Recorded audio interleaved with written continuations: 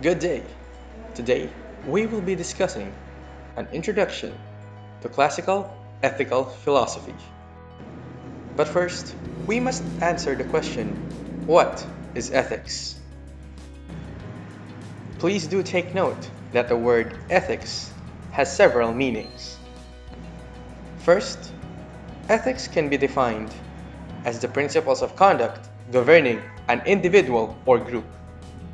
An example of this would be personal ethics, which are rules by which an individual lives his or her personal life, or accounting ethics, which are the codes that guide the professional conduct of accountants.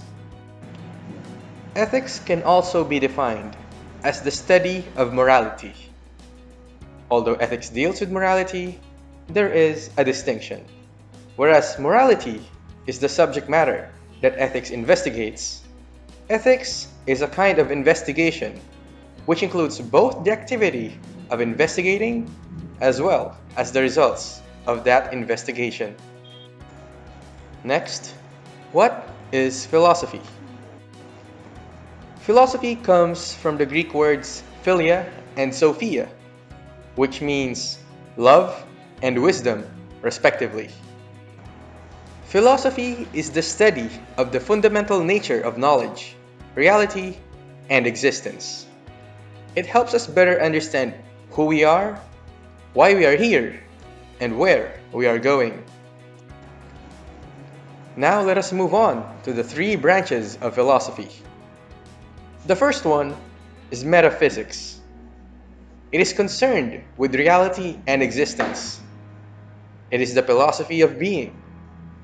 It answers the question, what is the nature of reality? It can also be subdivided into ontology, which deals with the nature of existence, and cosmology, which inspects the origin and organization of the universe.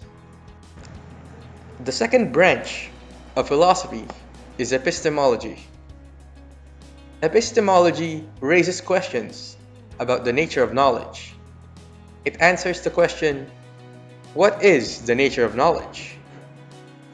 In epistemology, logic is a key dimension, which can be distinguished between deductive logic, which is moving from general to specific, and inductive logic, that is, from specific facts to generalization.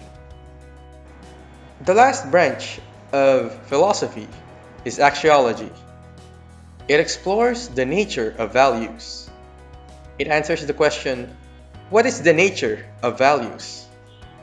It can be subdivided into ethics, which studies human conduct and examines moral values, and aesthetics, which values beauty, nature, and aesthetic experience. More on ethics is it involves a discipline that examines good or bad practices within the context of moral duty. It is the discipline that examines your moral standards or the moral standards of a society. It asks how these standards apply to your life and whether these standards are reasonable or unreasonable. That is, whether they are supported by good reasons or poor ones. Let's now move on to the strands of philosophy. First, we have idealism. This is considered the oldest philosophy of Western culture. It refers to the world of mind and ideas, where reason is primary. The leading proponents of idealism are Socrates, Plato, Augustine, René Descartes, Immanuel Kant, and Georg Wilhelm Friedrich Hegel. The next trend of philosophy is realism.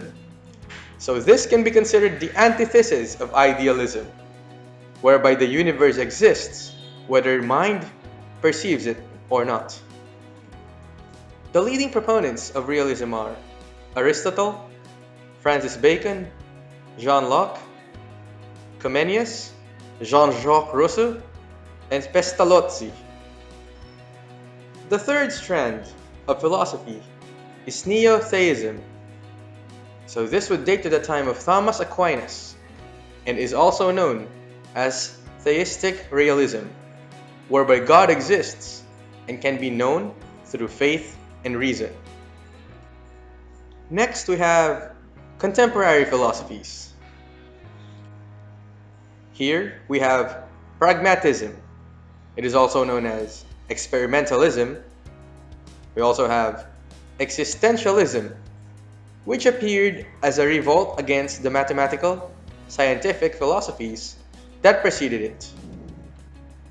And we also have analytic philosophy. So it sought out to clarify and define philosophies. It began in post-World War I era and studied the alienation between philosophy and science.